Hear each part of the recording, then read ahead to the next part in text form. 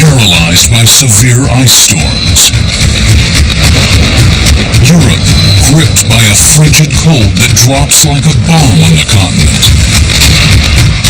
Many experts believe that we are on the verge of an abrupt climate change, which could threaten our very survival.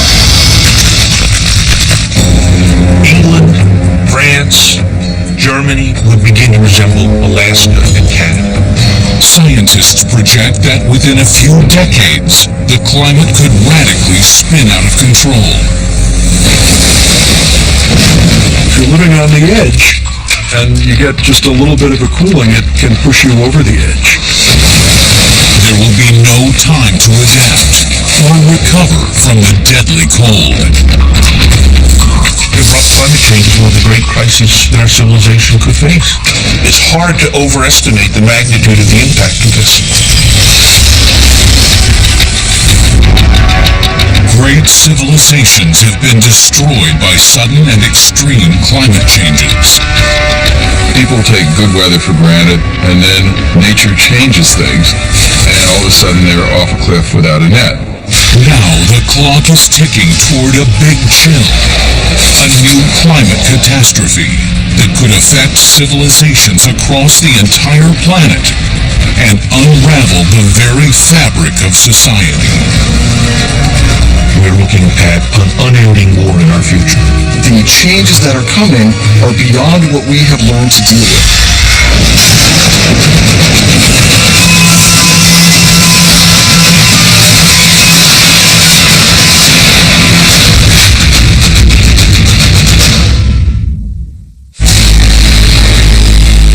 Earth's climate is far more fragile than people think. It's subject to radical shifts that can be so quick and extreme that it can change the course of history. A potential big chill could be caused by something as subtle as a deviation in ocean currents in the North Atlantic. The climate catastrophe might begin with temperatures bouncing up and down, from cold to hot and back for decades. Paradoxically, as the southern regions heat up, the northern areas become much colder. Some experts project a 10-degree drop in average winter temperatures in some areas. The results? Freezing winter storms paralyze Western Europe. Stinging winter temperatures grip the eastern seaboard of the United States. Raging ice storms with high wind velocity batter New York. Temperatures continue to drop. Boston reels under the weight of the most brutal winter in its history. As the relentless winter persists, punishing snow and windy ice storms blanket the entire northeast coast. In Europe, the winters also stretch into months of unending freezing temperatures. London's cold, wet winters twist into a deadly series of ice storms. Paris is frozen in stark relief to what it once was. Berlin is a snowbound relic of the past. Some scientists predict that this sudden change in climate, including a big chill in the north, could occur within our lifetime. I think there are several things that people don't realize about the climate. First of all, that it is changing. That is a given. And the only question is how fast and how far and where it will settle out. And that it can change rather dramatically. Ironically, the same shift in climate may cause not only near-Arctic conditions, possibly creating a mini ice age in parts of North America and Europe, but also massive drought and more severe storms in other regions. It's not only the speed at which these climate changes will occur, some say within a decade, but also the unpredictable nature of the changes that make the impact potentially lethal. As we move into the future, if the climate state is such that we can have severe storms and severe weather events coming in every year or every other year, that's not normally what we deal with, and that's not normally what society is prepared to cope with. And adapting to that kind of extreme is very difficult. We don't know what to prepare for. One massive blizzard after another, and no time to prepare or recover, could be the new and deadly winterscape on the East Coast and Europe. Then the question really becomes, what's the climate of the United States? What is habitable on the Earth?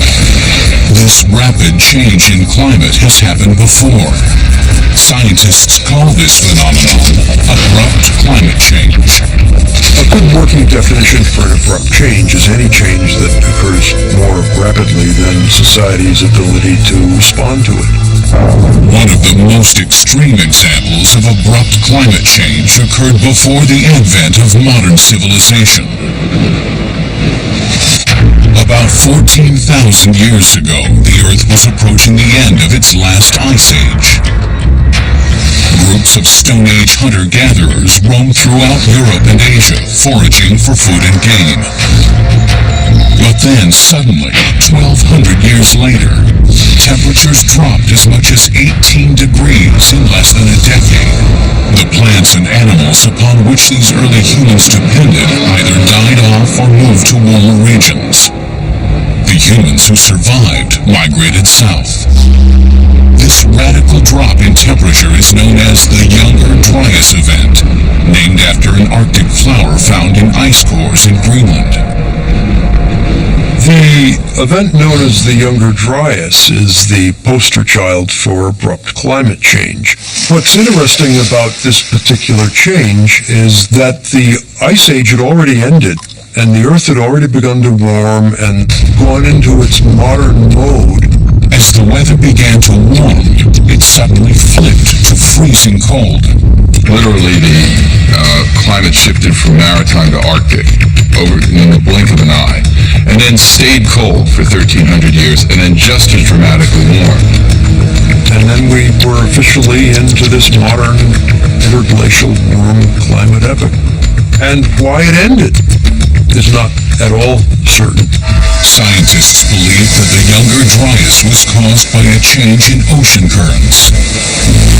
It was one of the most extreme freezes since the end of the last ice age.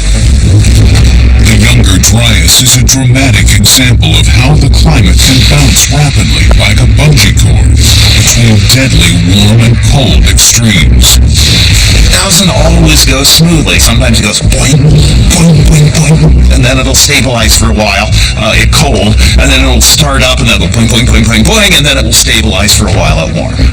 In the past, we've seen climate change like a light switch, where conditions flick on and off, and these flicks occur extremely rapidly, and then we are in a new state. And that new climate state can be irreversible. We don't just go back. Following the end of the Younger Dryas, the Earth entered a protracted period of relatively temperate climate. But there have been instances of sudden chilling periods, including what historians call the Little Ice Age. Between 900 and 1300 AD, you had what was called the medieval warm period. Merchants were getting rich enough to build castles, weather was good, population quadrupled in Europe, people were taller, they were living longer, everything's going great. 1,000 years ago, when the medieval warm period is on, you can take an open boat and you can sail across from Scandinavia to Iceland. You're not running into frozen ocean, you're not running into lots of icebergs. The seafaring Vikings took advantage of the good weather to establish farming and trading communities in Iceland. They expanded their territory, sailing their large ships to Greenland. Then 1000 AD or so, they moved into the New World.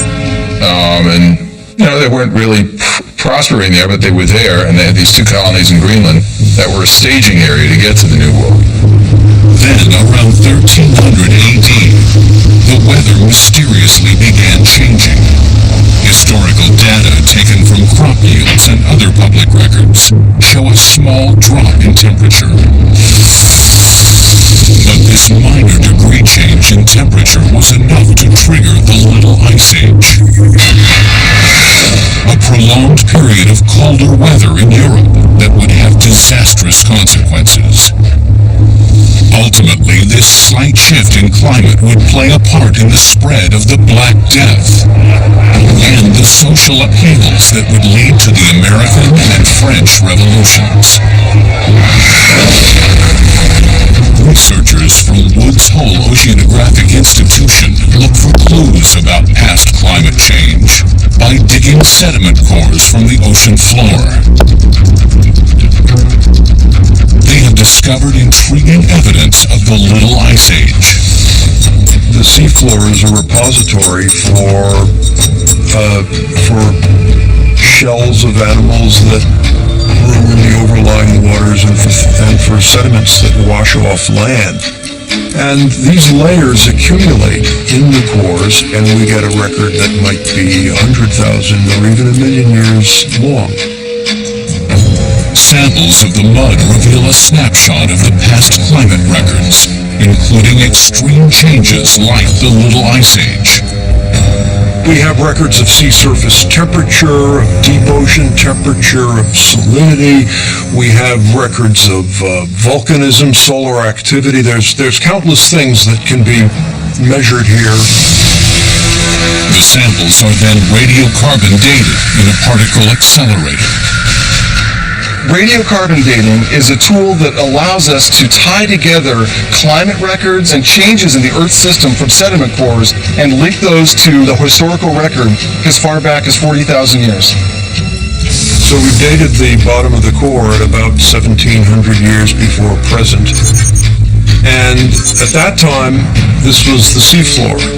So sediment is continually accumulating 1,700 years, 1,500 years, 1,000 years, 500 years ago here, about the beginning of the Little Ice Age, right up to today. And, you know, if you go back in 100 years from now, there'll probably be a few more centimeters of sediment accumulated at this location. The subtle difference in the color of the mud shows microscopic data pointing to a change in ocean currents during the Little Ice Age. This evidence from the ocean itself corroborates a 1/2 to 3 degree drop in average temperature.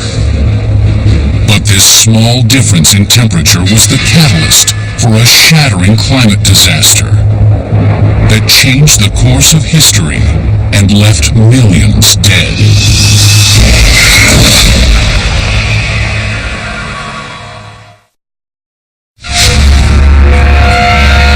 Some scientists predict a sudden, violent change in climate might lead to a big chill. Freezing temperatures will grip Europe and the northeastern coast of the United States. Life will come to a standstill in a terrifying frozen wasteland. It has happened before. Generations had prospered in the stable weather of pre-Renaissance Europe. But in the 1300s, without warning, that predictable world was turned upside down by the so-called Little Ice Age. One of the things that happened was that you had this whipsaw, going to warm, going to cold. 1309 was cold, 1315 was warm, 1317 was cold again. And creatures and other things respond in different ways. You know, you get crops rotting in the field if it gets too wet, or germinating too early, or never germinating at all. The climate rapidly switched back and forth between cold and warm, wet and dry. But this initial erratic climate was only a prelude to catastrophic changes of epic proportions.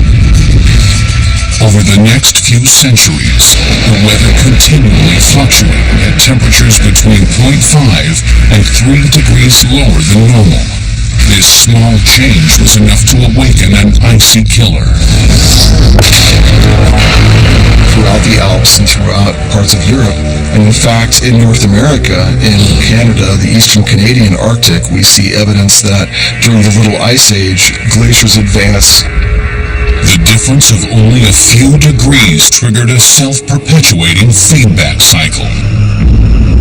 You make a little more ice, it reflects more of the sun. By reflecting the sun is not warming us up, and so it gets colder, so you make more ice. As the glaciers expanded, the Vikings took the first brunt of the climate's deadly chill. They switched from being a farming economy to eating a lot from the sea because they were having troubles raising enough things on their farms, apparently. But as temperatures continued to drop, storms and freezing winds blasted the settlements. Even the sea held no hope of survival for the starving Vikings. Around Iceland, sea ice expanded, and the people couldn't get out and go fishing, and they had open boats, not boats with decks, so they were particularly vulnerable to bad weather. After decades of expansion, battle-axe-wielding, pillaging, and plundering Vikings were defeated by a sudden drop in temperature. Well, 10 super cold years, including one of the coldest years on record ever in about 1355 AD, shut down the western colony, and 100 years later, the more southerly eastern colony shut down. The Vikings who survived migrated south, assimilating into populations living in continental Europe. Their fearless culture was seeded into history. If it hadn't been for the Little Ice Age, the Vikings may have continued settling in the New World, and today's America would be a very different place. By the end of the 14th century, Europe was buckling under freezing temperatures all winter long.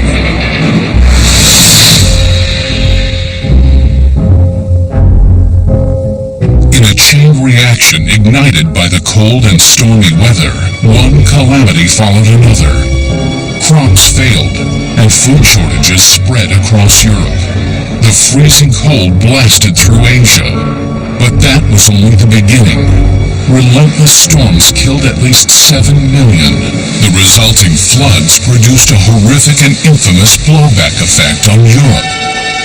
Everybody's familiar with the Black Death, but the lesser-known story, of course, is the role that climate may have played in unleashing it.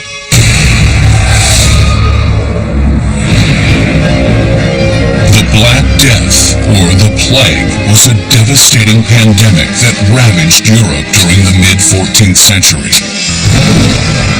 The drop in temperature changed weather conditions, causing storm patterns to shift and intensify. In the early 1300s, Asia had a record-breaking series of torrential storms and subsequent flooding. Rats carrying the plague thrived in these conditions. The animals that react the first are the ones that reproduce by the zillions and reproduce very rapidly, whereas the longer-lived, slower reproducing animals tend to lag, and so weedy species of every sort seem to take advantage of climate change and flourish. Rats on ships traveling the trade routes spread the disease from Asia to Europe. An already starving and weakened population was no match for the Black Death. Within 5 years, the plague had killed between 25 and 34 million people in Europe, 1/3 of the population. An estimated 40 million more died in North Africa and Asia. Generation after generation suffered the relentless pounding of extreme cold and wet weather, pushing the starving peasant to his limit. Then there are intense storms and incessant rain. Crops are rotting in the field. There's so little sunlight that he can't make salt in the summer to preserve anything. Diseases, molds, blights, and everything else are beginning to afflict him. People fell into robbery, they lost their lands, starvation, they started eating their livestock, dogs and cats, and at some points they even ate each other. Sophisticated European societies quickly crumbled, scratching at the edges of mere survival. Starving peasants revolted against the aristocracy. The political unrest and an economic crash in England were factors in the American Revolution. And it was the poor of 1789 France that fueled the French Revolution. The tragic scope of the Little Ice Age was staggering. Millions died horrible deaths simply because the temperature dropped a few degrees. You're living on the edge, and you get just a little bit of a cooling, it can push you over the edge. Little changes in global temperatures can have an enormous effect. A temperature change of 5 to 9 degrees, which is also within the realm of possibility, would just be unimaginable. The small drop in temperature that triggered the Little Ice Age may have been caused by a dimming of solar output, linked to a change in sunspot activity. Another factor that intensified the cooling was something else no one could have predicted or prevented. During the Little Ice Age, at least 3 massive volcanoes erupted. Mount Vesuvius in 1631, Mount Tambora in 1815, and Krakatoa in 1883. All spewed particles and gases into the upper atmosphere. These particulates reflected the sunlight back into the atmosphere, cooling the Earth. If you put a lot of volcanic debris high into the northern hemisphere, it's going to be everywhere in the northern hemisphere in just a couple of years. No matter what part of the Earth is facing the sun, day or night, it's still going to get less sunlight. After 6 centuries of death and deprivation, the weather finally began to warm.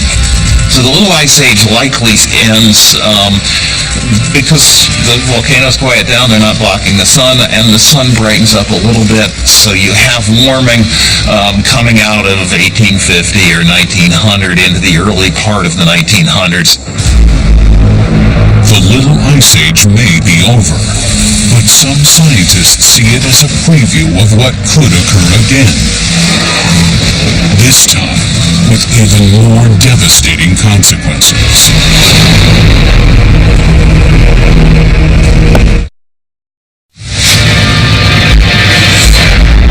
Experts believe that in the future, a big chill could create a series of catastrophic weather events. From freezing blizzards blanketing London, to an eerily empty New York buried in snow, to a drought-ridden Midwest. But this would not be the first time that dramatic climate changes threatened an entire way of life. Since the end of the Younger Dryas about 11,500 years ago, our world has had a relatively temperate climate, providing a foundation for the growth of modern civilizations. But within this time, scientists have uncovered other periods where average temperatures flicker on and off between coolings and warmings. As we look back, over the last 10,000 years, most of the coolings have been fairly small. While Europe's Little Ice Age caused widespread deprivation and death, it did not mean the end of civilization. But there have been rare episodes when extreme changes in temperature have literally destroyed entire societies. Just such a change may have caused the collapse of the great Mayan Empire. As of 900 AD, the Mayan civilization had been around for about 1,200 years. It had risen and fallen several times before that, but it always bounced back. 900 AD, it disappeared and it never came back. So there's been great speculation about what did in the Mayans. The fall of the Mayan civilization of 3 million people may have been one of the most striking examples of a deadly climate disaster. Tucked in the rainforests of what is now Central America, the early Mayans developed a sophisticated urban society.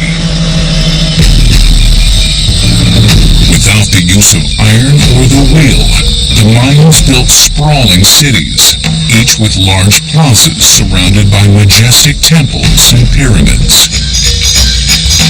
Why this advanced civilization disappeared has been a mystery for centuries. Many archaeologists speculated that the Mayans imploded with civil unrest. Warring factions overtook civil society, and the fragile social structure collapsed in chaos. There's over 100 different theories of the Mayan decline, most of them being that they did it to themselves, because they were a somewhat cruel civilization in some respects. But there were other natural forces at work that were beyond the power of the Mayans to control or understand. Recent research in climate history has revealed a new angle on an old mystery. Researchers are still investigating, but some believe that a minute lowering in global temperatures may have triggered the end of the Mayan Empire. The biggest challenge for the Mayans was how to manage their water supply through the wet, rainy seasons and the occasional droughts. In different regions of the Mayan civilization, the cities were built near natural water sources such as sinkholes where water would be collected naturally and be available even through the dry season. But in some parts of the region, groundwater was inaccessible. With access to groundwater limited, the Mayans were dependent upon rain as a source of fresh water. In order to efficiently utilize this precious resource, the Mayans built an intricate system of canals to irrigate their farms and cities.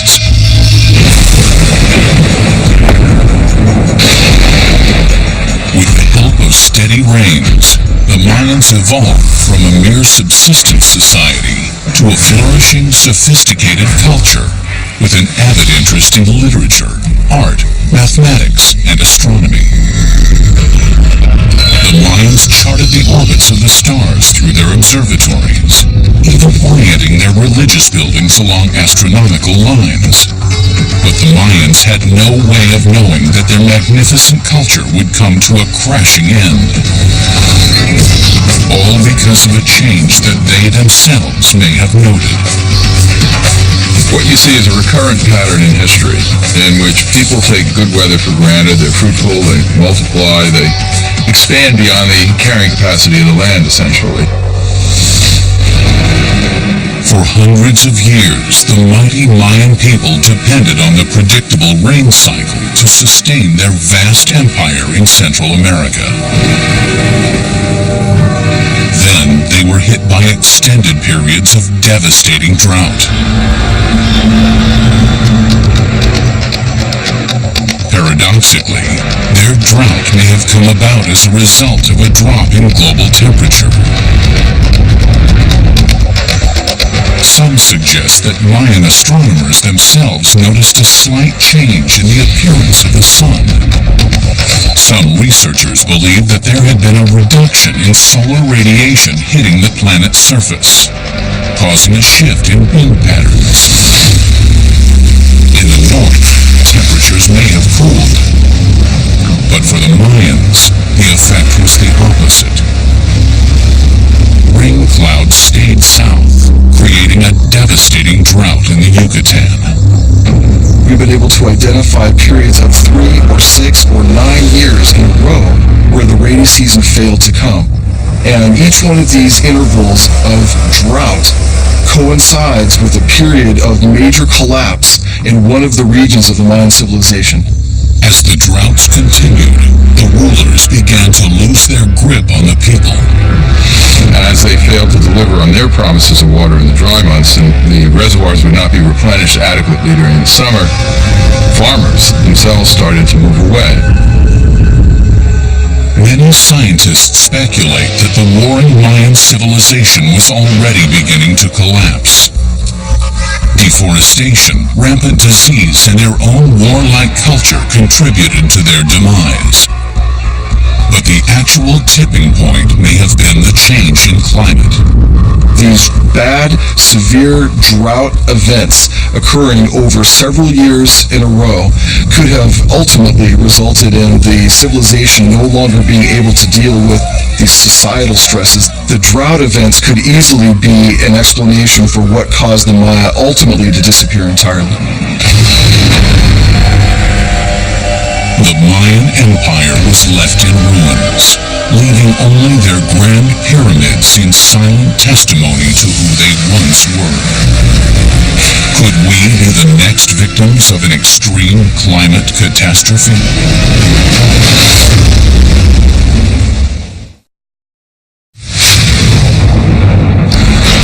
Experts warn that a temperature drop of only a few degrees could catapult parts of the northern hemisphere into a new little ice age.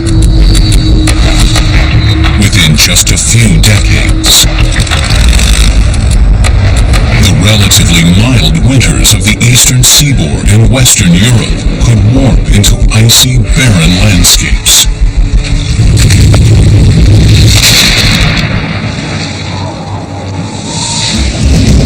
Scientists believe that the next big chill would have its beginning in the oceans. 70% of the Earth's surface is ocean. 90% of all rain falls into the seas. It is a colossal reservoir of water, carrying heat all over the planet.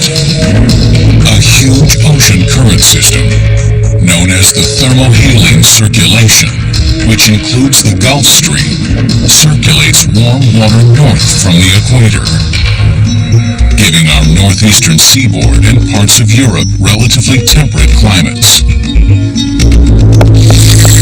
London, England, and Calgary, Canada are on the same latitude, yet London is much warmer on average. The reason? The thermohaline circulation, which brings warm water and warm air north to the British Isles. As the heat is absorbed into the atmosphere, the surface water becomes colder, saltier, and dense. It sinks deeply, in effect pulling the current down behind it. So in the winter, as the water gets really cold, colder makes it contract, and contracting makes it denser, and then it sinks. And then warm water flows up to replace it. In a self-perpetuating cycle, the thermohaline circulation then moves south, where it warms again at the equator and continues its cycle back up north. This immense system is dependent upon a delicate balance between warm and cold water and fresh and salt water. Disrupt any part of the system, and you could create a mini ice age in parts of the northern hemisphere. And there's one change already happening. Global warming is raising sea temperatures. The oceans are warming. Almost all the glaciers on the planet have gotten smaller over the last 100 years. You're getting reductions in sea ice in the Arctic. Things are happening earlier in the spring and lasting farther into the fall than they did in the past. And so there's this great number of indicators that say, yes, the planet is warming. This rise in the ocean temperatures may cause a shutdown of the thermohaline circulation, the system that brings warmth to the North Atlantic region. The total heat capacity of the ocean is 1,100 times that of the atmosphere. So in my mind, we really should be trying to understand what's going on in the ocean to understand our future climate. Researchers from Woods Hole Oceanographic Institution utilize many tools to study the changing ocean. Remote control devices called floaters track changes in the ocean's condition. They're sort of like weather balloons for the ocean that drift at depths for 10 days, then come to the surface, recording the temperature and salinity as they rise, and they transmit that data to a satellite. And we have a program to deploy thousands of these around the global ocean, and thereby, for the first time, monitor the ocean heat and salt content on a continuous basis. This is a revolutionary new tool for seeing climate processes acting in the ocean. Using the data transmitted by tools like floaters, scientists create computer models that track and then project climate changes.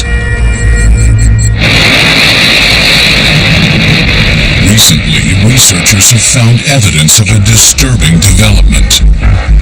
Global warming is melting glaciers and ice sheets, causing an increase in fresh water flowing into the thermohaline circulation, a process they call freshening. This fresh water could throw off the critical balance between temperature and salinity that powers the thermohaline circulation. What it means is that those warm waters no longer flow north, and they stop much further south. And so all that warmth that would otherwise warm the northern hemisphere stays in the south, which means, for example, there's more energy in the atmosphere there, more extreme storms and so on, but critically, much colder in the north. If the thermohaline circulation is disrupted, an abrupt climate change as intense as the Little Ice Age could result.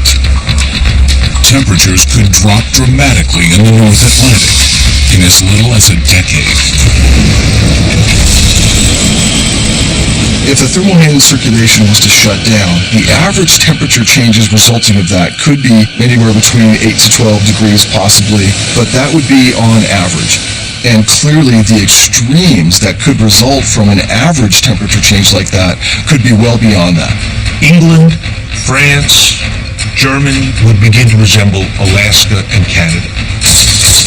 And those parts of the world, particularly Alaska, might even get colder still.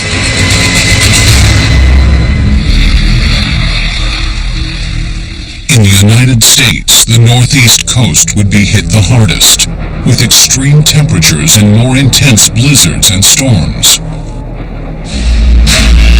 For example, severity of nor'easter storms could easily increase in a condition where you had increased storminess, increased wind, velocities impacting the eastern North America. But this big chill in the northern regions of Europe and America would only be a side effect of the real devastation in other parts of the world. In the Pacific, a warmer ocean will intensify the El Niño rainstorm cycle that historically batters the Pacific coastline. Even a 2-degree change, if we were so lucky, would be double the intensity or more of the strongest El Nino we've ever felt. In 1998, there was a very strong El Nino. It did $100 billion damage around the world and killed tens of thousands of people. So even a very slight variation from the norm in global weather can cause a lot of damage. In the South Atlantic, warmer oceans will mean intensified hurricanes and massive storms. The fact that we have a great deal of heat built up in the ocean means that there's plenty of fuel for more intense hurricanes. So it seems inevitable that strong hurricanes are in our future. If we get not just one Katrina, but if we get 5 Katrinas per year coming into different regions of the Gulf Coast, or in fact shifting to where now these storms are impacting along the eastern seaboard and coming into Washington, D.C. and New York City, then the consequences would be severe. Next, using the latest in scientific data and computer visualizations, we get a terrifying glimpse at the impact of extreme and abrupt climate change in our future. Not just freezing temperatures in the north, but also monster hurricanes, massive storms, and in some areas, endless drought. If you look at the potential for the damage done by climate change, you can easily see how climate change could be a weapon of mass destruction.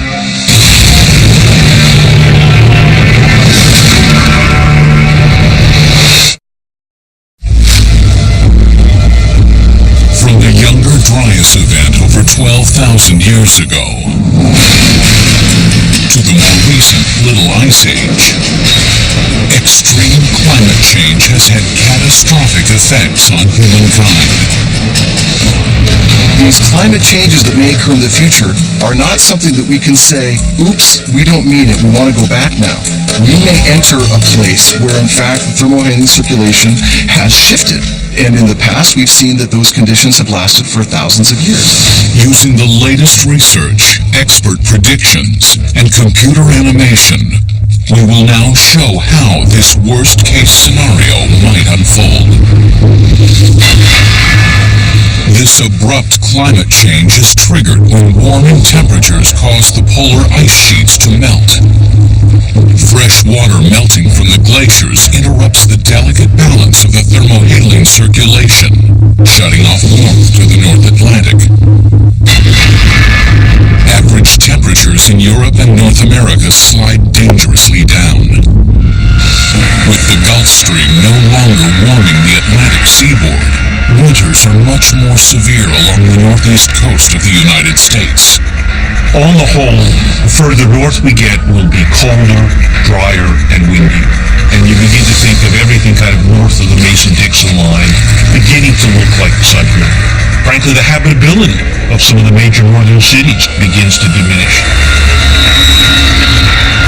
In New York, winter temperatures could begin as early as October.